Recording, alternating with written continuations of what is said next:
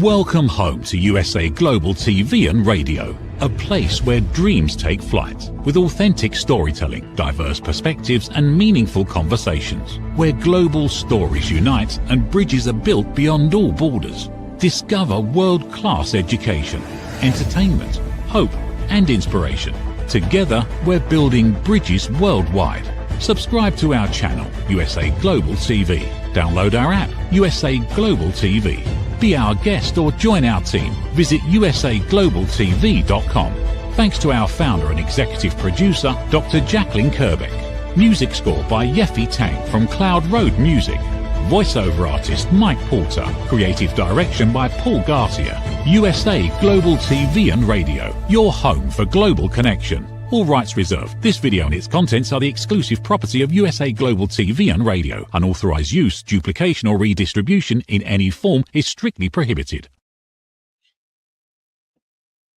Hello and welcome. Good morning, good afternoon, and good evening. This is USA Global TV and Radio, and we proudly provide world-class education, entertainment, hope, and inspiration. I'm Dr. Jacalyn Kerbeck, and I want to give a special shout out to our friends at E360 TV. Thank you so much for distributing our program. So this is a woman's prerogative, and if you've never joined us before, welcome. We actually have 2 episodes of a woman's prerogative every week. Why? Because there's so much to talk about. Yay! So today, wherever you are, we're going to be talking about detoxing from the drama, raising the standards and lowering the noise. So if you've ever been here before, you know I'm not alone. The star of our show is actually an entire day ahead, a season ahead, and a lot of thought process ahead of where we are. So let's welcome Mariska to the show, and then we'll do her introduction. Hello, how are you? Hello. Very good. And you? I'm not sure about the thought process ahead, but yes, for all the other ones, I do have a tendency to be a little bit ahead of where you are.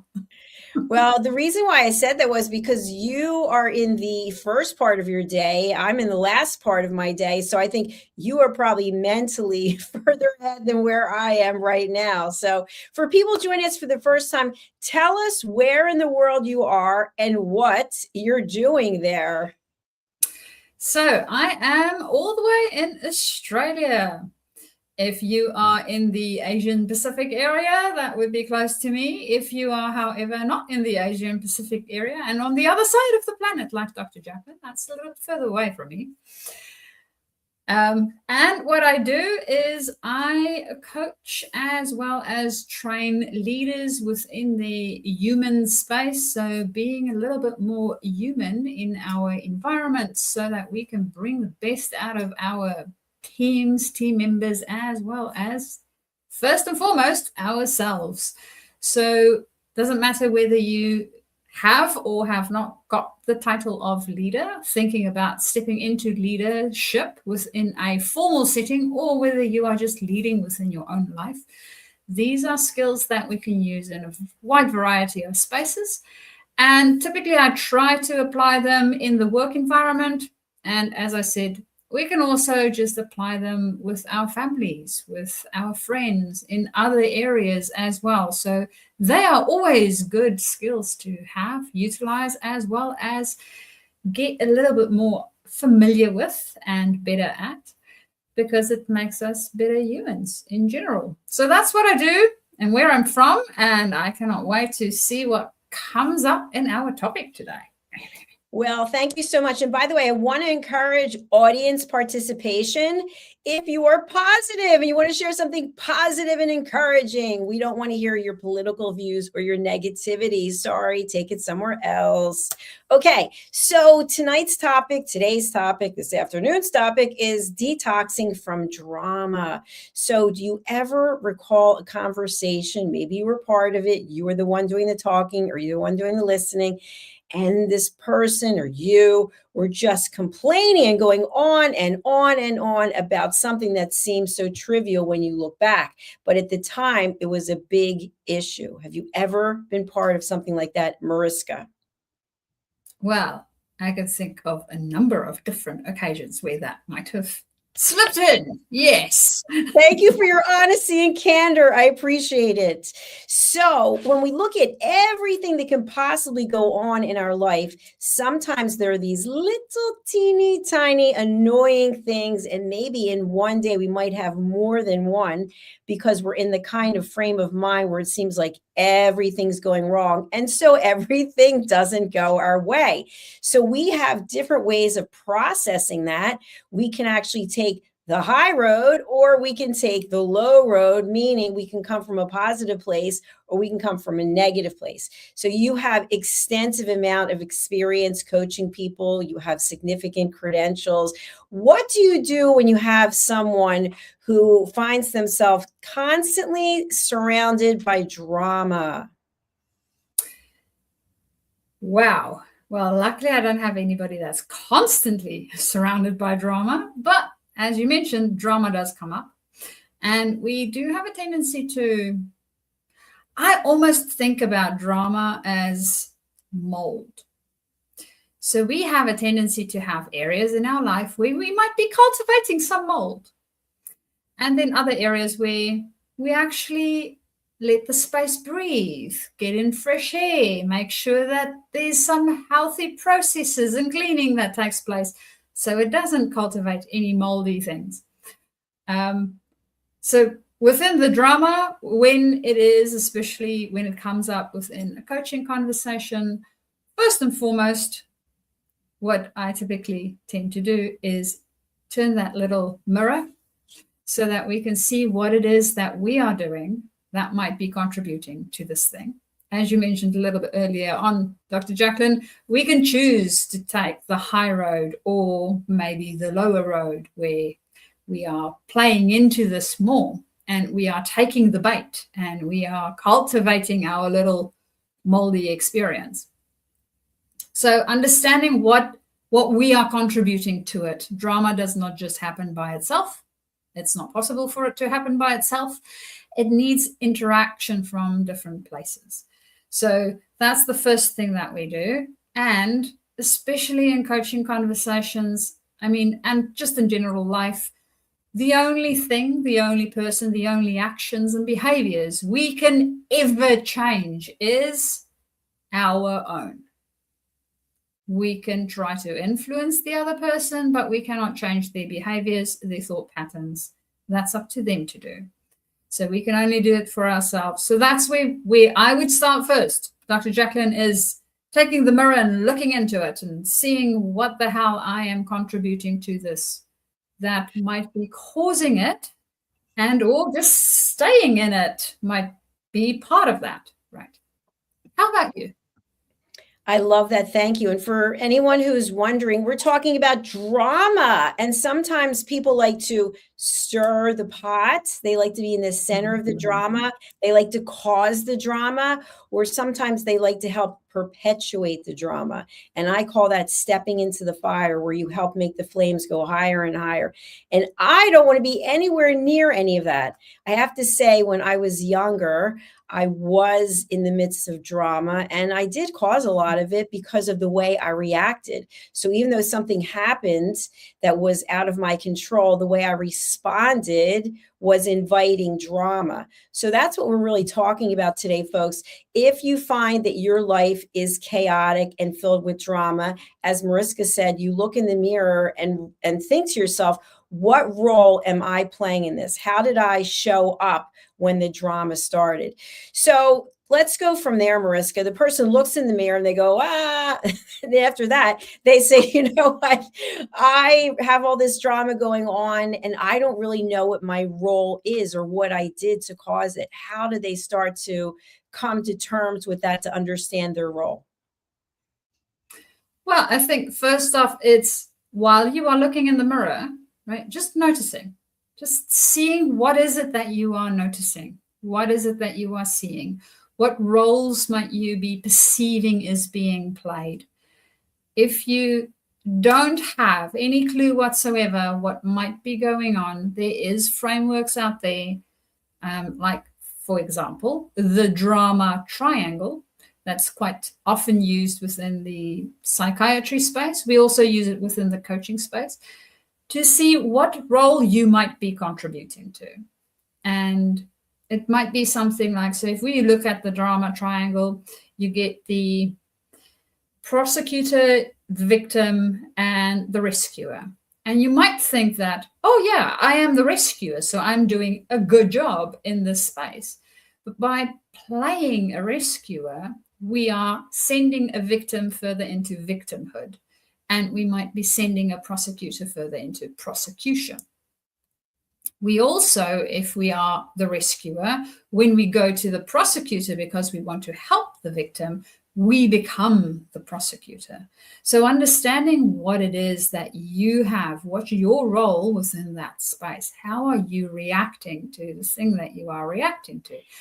And I would always say very first step is noticing it, right? You won't necessarily be able to change it right away. It does take a wee while for us to not step into the hole of that proverbial story where you walk down the road and you fall in the hole and you take a while to get out of it. So notice what's happening. Notice what's happening for you in your body. Have your body as a sensory system that gives you information. Because as soon as we step into the drama, we will notice that our body might go tense. We might increase our breathing. We might have a pain somewhere in our jaw, our neck, our heart area, whatever the case might be.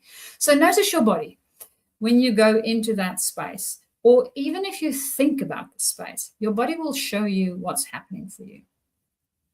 If you are not in tune with your body for whatever reason and you can't really notice it, take something significant and heavy. So what I have, for example, is rocks, right? So something that fits into your hand. This is a little bit of a big rock, something that fits in your hand that you can hold on to and that has enough weight for you to notice it.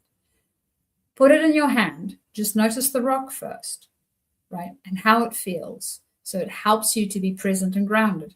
And then notice what's happening in your body. And just the noticing at the beginning would be a very good, effective first step for us to then step into the next step. Dr. Jacalyn, what would you say would be your first step when you don't want to step into dramas anymore? Well, I appreciate what you shared. I think the first step is realizing that it's okay, that you don't have to feel shame and blame. You just have to accept ownership and accountability, responsibility, and say, you know what, I do have a role in this. And then from there, it's what is the solution? Am I capable of making changes, or do I need some help? Do I need to talk to a coach or a mentor? And if it's mental health related, maybe a therapist, a family counselor, who knows?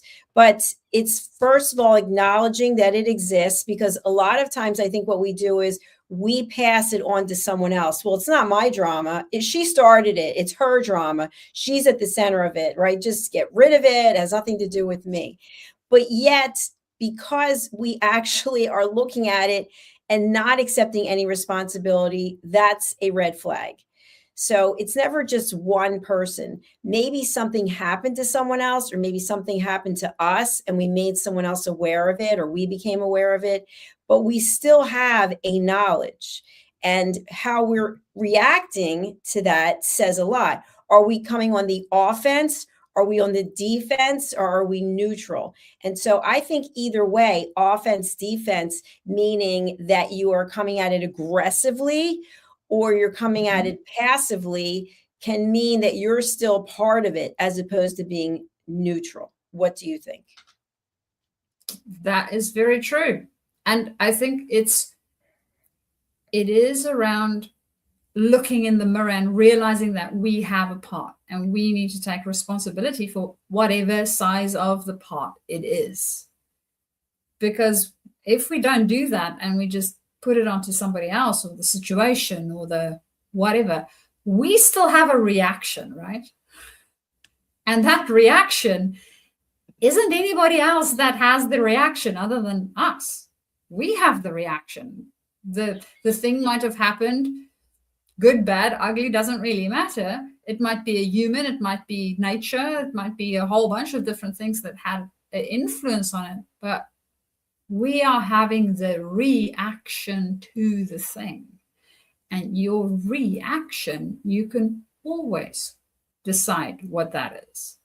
So to your point, Dr. Jacalyn, being it a defense, offense, or a neutral stance, we have the choice. And if we don't pause and notice it so that we can choose, then we'll just go into the same old cycles. But we need to pause so we can notice, so we can choose.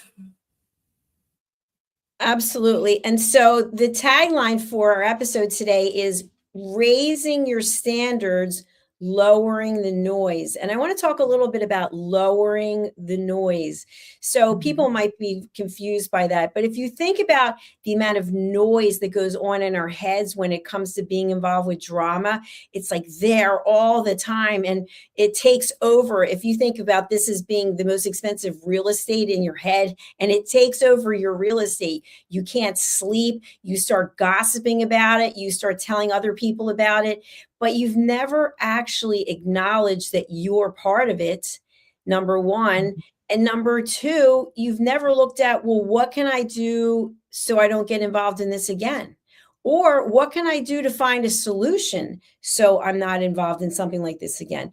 And when that doesn't happen, it's a repeat pattern. And so some people are always surrounded by drama. It reminds me of, I want to say, and I hope I get it right, from Charlie Brown. I think it's Linus, who always had like some kind of like, they had some kind of marks around him, like he, like a tumbleweed or something when he was walking. And I just imagine that we're surrounded by this energy, and it's negative energy, and people can feel it when you walk into a room. It's like, oh, drama is here.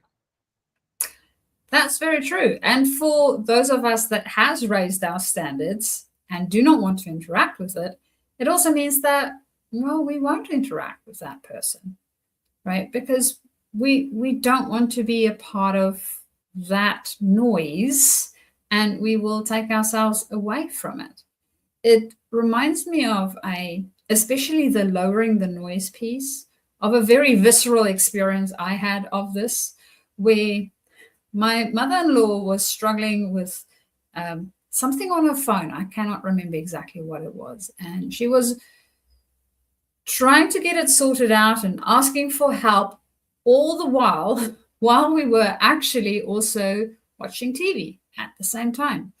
And unfortunately, at that stage, the episode or the program that we were watching had an impact on me of getting frustrated. There was some fighting happening on the TV itself, and then she was trying to sort this thing out, and it had this energy of getting heated.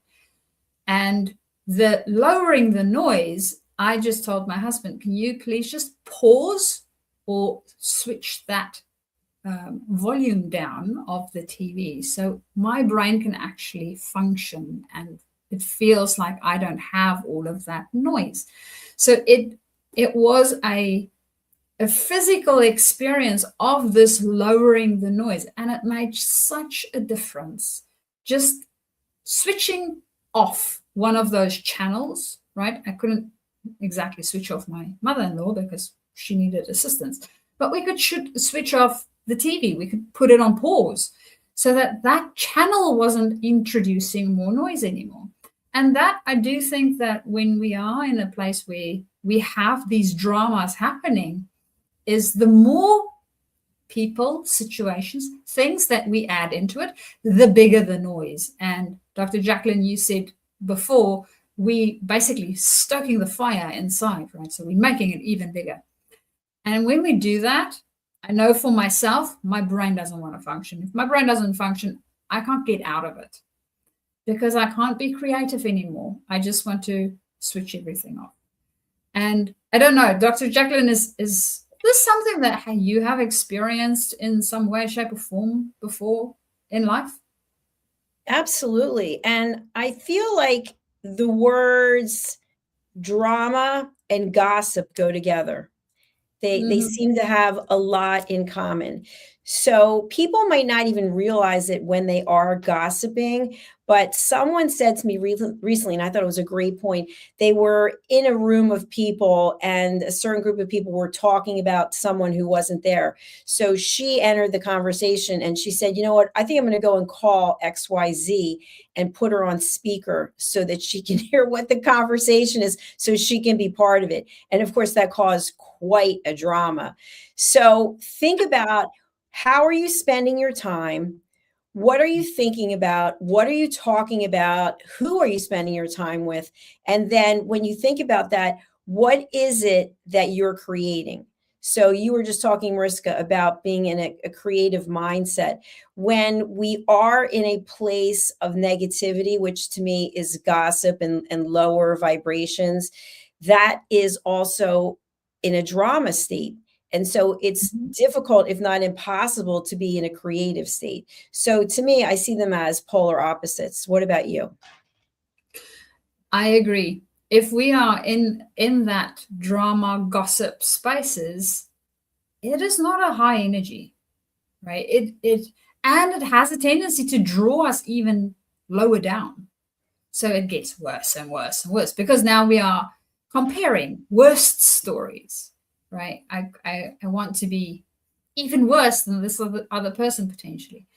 So it keeps dragging us down. Whereas when we are in a creative space, and we also know from the neuroscience, if we are in that fight or flight or negative energetic space, we basically want to just protect ourselves. We want to make sure that we can survive. That's it. So the primary goal is, how do I survive this? But when we get into our higher vibration, better, higher energy spaces, there we can be creative. And now we can actually solve problems, because we look at the problem from a totally different point of view. And really, when you think about gossiping, or when I think about gossiping, what am I doing? I am spreading negativity, or my perception of negativity of this other human being. That's typically not things that you would like to say to the human's face, as per your example. We don't really want them to know, because it's not coming from a place of caring and love. If it did come from a place of caring and love, I would have had a radical, candid conversation with that person, not with everybody else. So understanding what we are doing when we are in that gossip space. If I am praising the person, I am celebrating them, that's not gossip, right? That's celebrating the other human being with other human beings around us. And if they walk into that conversation, I won't mind. It's like, you know what? We were just celebrating you and all the things that you've been achieving. So I don't mind if they come into that conversation. So for me, a good indication of whether I am stepping into a gossip conversation, or a lower energy conversation, or a higher energy conversation, is, how will I feel if the person that we are talking about potentially comes into this space? And do I really need to talk about that person? Is this relevant in any shape or form for me to talk about? Because if they're not there, what benefit are they actually having about that conversation? Very true. Very true. Good points. And I think that many of us can understand the word detox when it comes to health and wellness. We're going to detox. We're going to stop eating things, stop drinking things. Maybe we're going to go for some kind of treatment. We can understand what it is. But when we ask people to detox their thought process, or detox the choices that they're making, that becomes more difficult, because looking at ourselves in the mirror, as you had mentioned at the beginning of this show, we don't always want to be honest about what we see. But what is clear is, if your life is filled with drama, you're not the only one who's going to see it. And when we've done work on ourselves, we want to stay away from drama, because drama, it's like this big hook and it just pulls you in and sucks you in, turns you around and then spits you back out. But many people are not at that stage. So we're not here to judge. We're just here to bring suggestions and awareness. So let's talk about the other part of our tagline for the show, which is raising your standards. I think it's sort of elevating your mindset, elevating the choices you make, elevating the community you're in. What do you think of, Mariska, when it comes to detoxing your drama, raising your standards? I think when I look at raising my standards, one of the first things that come up for me is boundary setting. So if I know what's my hard boundaries, what's my soft boundaries, where do I have negotiation space around things, I have better clarity on when I can say yes to a conversation and when I'm going to say no to a conversation, when I will step into the conversation and when I will step out of the conversation. I also, when I'm thinking about raising my standards, is how aligned am I living to the values that I have? Because if I'm living in alignment with those and whatever value it is that you might have, it makes it a lot easier to then detox the drama out of your life, right? I mean, if it's not in alignment with you, don't interact with it. It's easy as that. It might be that we have environments or, as you mentioned, communities that might not be in alignment. So it really then goes back to the detoxing of it. Have a bit of a look at what's the things, who do I want to be as a human, right? Really look at myself in the mirror. Who do I want to be as a human? If I were to die one day or even tomorrow, what do I want people to say about me? That I was the biggest drama creator on the planet? Well, I don't. Honestly, I don't want to be talked about that way, because that to me does not add any value to my life, other people's lives, or even just the planet in general. If that is what you want to do, well, go for it. We will also not ever meet in all likelihood, because I will remove myself from those conversations. So understanding what that is for you, what's your values, what's the things that you really, truly, from a inner space, from your heart place, want to say yes to and want to say no to. I know that I work with some people pleasers from time to time, and they do find it really, really difficult because they want to make sure that everybody around them is happy, right? That to them is really important. But by doing that, they make themselves extremely miserable. And it goes back to the whole analogy that we have on airplanes. We need to put our own mask on first, because if we are suffocating, we can't help anybody else. But if we have enough air, we can help more people. So understanding that we need to take care of ourselves first. And that's part of your raising your standards, making sure that you can be the best you can be. And if that means that you need to detox a few places in your life, going through your social circles, whether they are giving you life or taking it away, that's another great way, I think, for measuring for me whether this is a good energetic match or not, is understanding, is it giving me energy or is it draining energy? If it drains energy, right, what about it is draining? Because there's something wrong. And if there's something wrong, it most probably needs some detoxing. So it is toxic, hence the draining. It's killing me slowly. So any thoughts from your side, Dr. Jacalyn, there? Yes, actually, I have an example that I'd like us to look at with the time we have left today, because it's one that gets posted on social media quite often. So we're going somewhere. We're going to book a flight somewhere. And when we go to book the flight, we get to choose a seat. And typically, every time I've ever seen it, there's a diagram. And the diagram shows there are aisle seats, there are middle seats, and there are window seats. So we haven't booked early enough, and it looks like there's only middle seats left.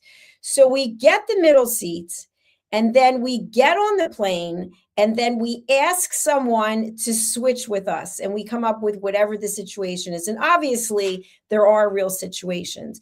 So a real situation is a person is pregnant, going to have a child. Now, was the person pregnant when they booked the flight? I don't know. Or there's a medical reason. There's all kinds of reasons that people can come up with. So my question to you is, and I'm not picking sides, I'm not going one way or another. Someone pays for a seat and they would know exactly what seat number they're going to sit in. And then they get on the plane and someone who paid more money for an aisle seat or a window seat is now asked to switch with the person in the middle. So to me, every time I've seen it, that's not true. Maybe one or two times it didn't happen this way, but there's always some kind of drama because the person in the middle seats starts to accuse the person, insult the person, put the person down, and the person who paid for the seat defends themselves, and then the drama ensues. What are your thoughts about this? Is the person in the middle seat, and we're generalizing, knowing that they purchased the middle seat, are they looking for drama? Are they looking to stir the pot? Are they looking for someone who just will easily cave in and say, you know what, even though I paid more for this seat, I'm going to give it to you? That is a very interesting hypothetical. Yes, but actual real situation. It happens quite a lot. I can see that poor airline hostesses might have their hands full with having constructive conversations on an airplane with people that might be a little bit touchy about the seat that they were allocated. I think it is really situation dependent. So what is the physical requirement for it, right? Is what is there, what isn't there? So as you were explaining that, one of the things that I thought about is, you know, those seats that you get that's close to the, if in case of an emergency, you need to pop these walls out. Yep. So if you are in the exit row, they give you a whole, are you capable of doing that? And now those seats typically is more expensive because you have more leg room. And if you have vision problems, you're too old, you have disability of any sort, right? Even if you booked it, you can't sit there. It's not safe to sit there. So they will need to move you. And you don't have a choice in the moving. So if there is something like that, it becomes a negotiation. And to me, it's a negotiation. It's not a fight. It's a negotiation. We see how we can best help each other out. And typically, people don't wake up in the morning going, I'm going to be the most miserable person on the planet. I don't think people do that. Maybe some do, but typically I don't think they do that. And you don't go to an airport going, I want to be the most miserable person on the planet. And at airports, I know for myself in any case, it's stressful.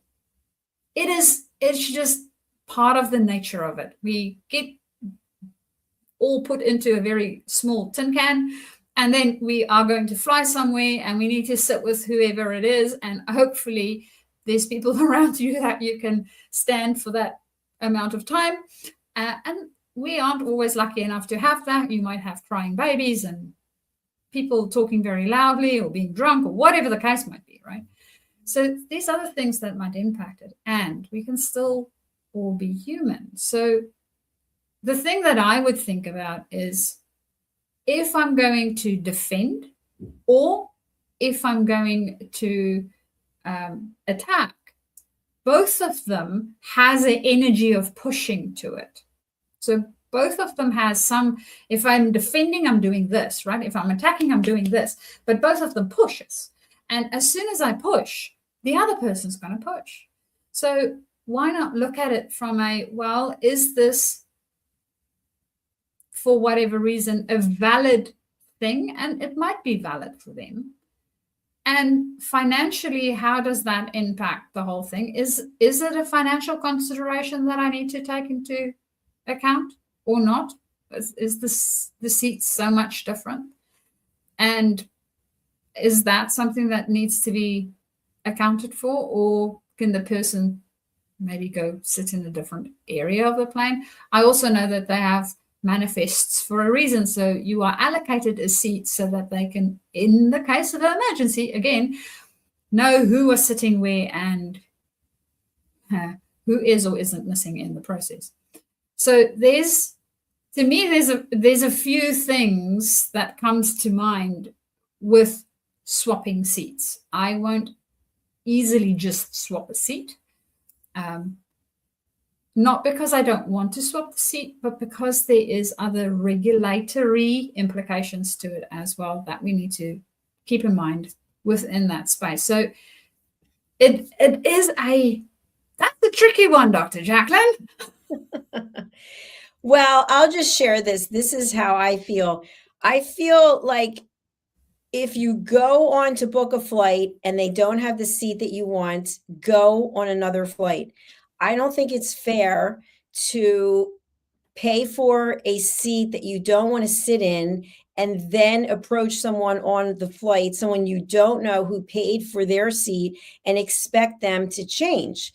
So this actually happened to me, just a quick story, on an international flight. I specifically picked the aisle seats, and a family came in and they wanted to sit together. They were sitting next to me. You know, the international flights have huge, I think they have 1, 2, 3, I don't know how many sets of seats, but a lot. Mm-hmm. And so there was one child who wasn't going to be sitting with, no, actually there were going to be 2 of them in the row ahead and then the rest.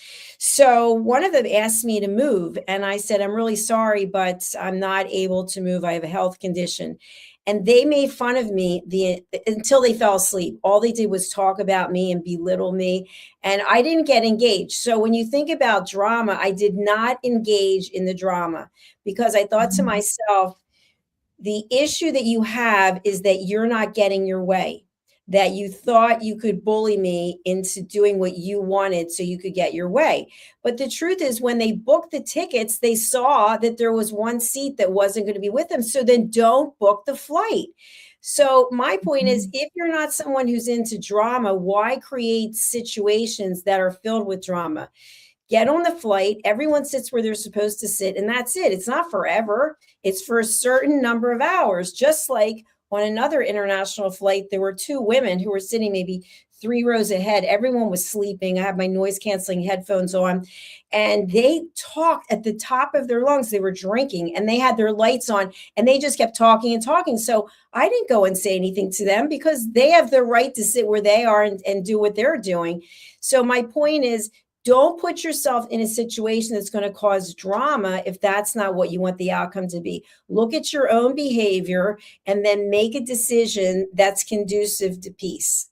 So that's where I'm always looking for, what are the peaceful decisions? And in the situation I gave about the family who was making fun of me, that was on them.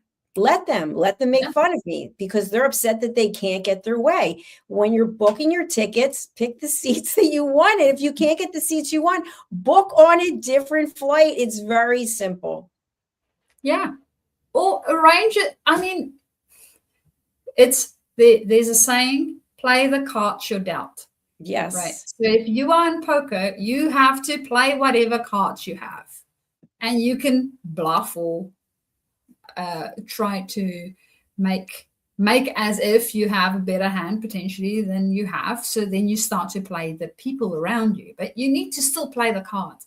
And in a flight, the seats that you have is the seats that you have, right? So if for whatever reason the family couldn't all sit together in one row, well, then somebody's going to have to sit not in that row. And if you don't want the children to sit in a separate row for whatever reason, then one of the adults will have to sit in the other row. So it's easy enough to sort out. And you need to think about that up front, because the likelihood of anybody wanting to swap seats for any reason with you is very, very low. You can ask, it's a request.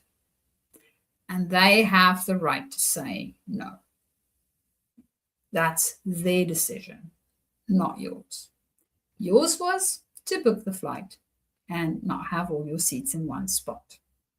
So, Dr. Jacalyn, I'm with you on that one. And it's really, if they decide to be all pestering, that shows who they are, not who you are.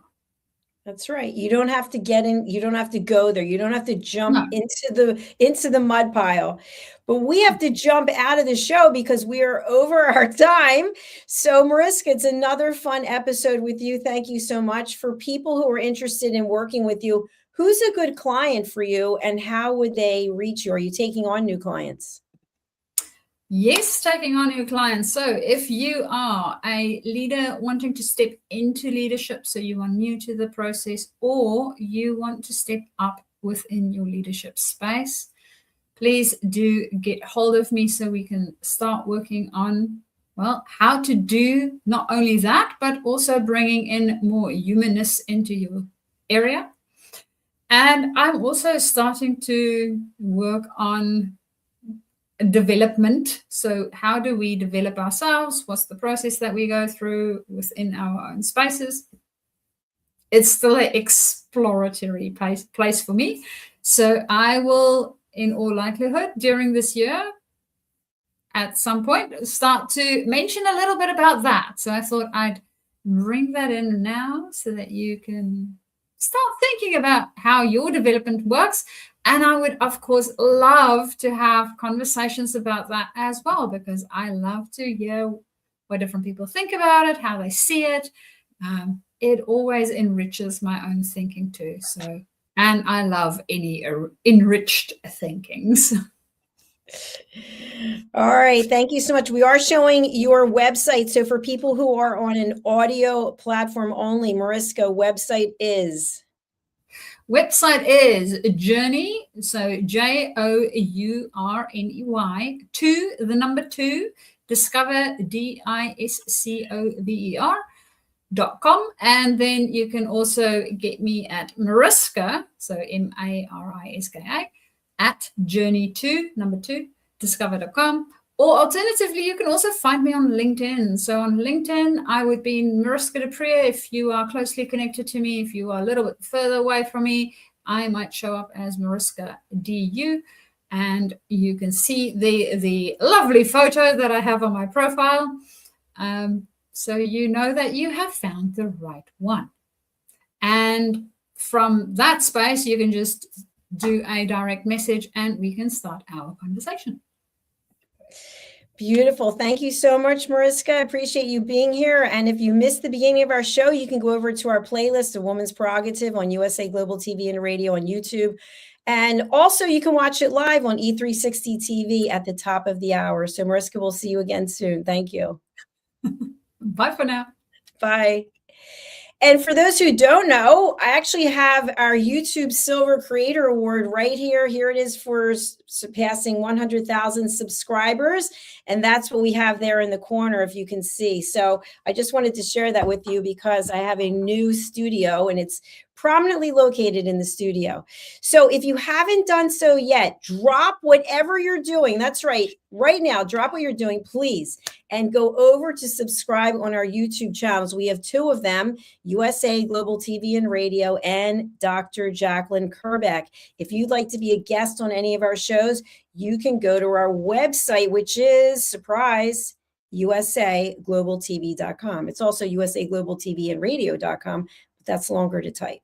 All right. I appreciate you being here. We're going to close out and we will see you next week, same time, same location. So thanks for being here. Bye for now. Thank you, viewers and listeners of USA Global TV and Radio, for joining us today. We're honoured to have your time and attention as part of our global community.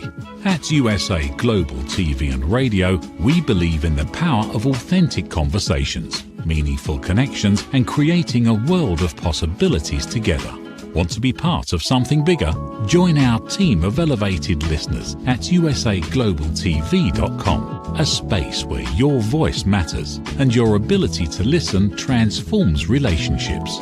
Stay connected with us across all our platforms for thought-provoking discussions, expert insights, and empowering stories. Subscribe to our channels at youtube.com/c/USA Global TV. Follow us on social media and explore the endless opportunities we're creating for growth, learning, and inspiration. Together, we're not just broadcasting, we're building bridges and changing lives one conversation at a time. For inquiries, contact us at info@usaglobaltv.com. Produced by Executive Producer and Director Dr. Jacalyn Kerbeck. Voiceover by Mike Porter. Creative direction by Paul Garcia. All rights reserved. Visit usaglobaltv.com to view our full terms and conditions.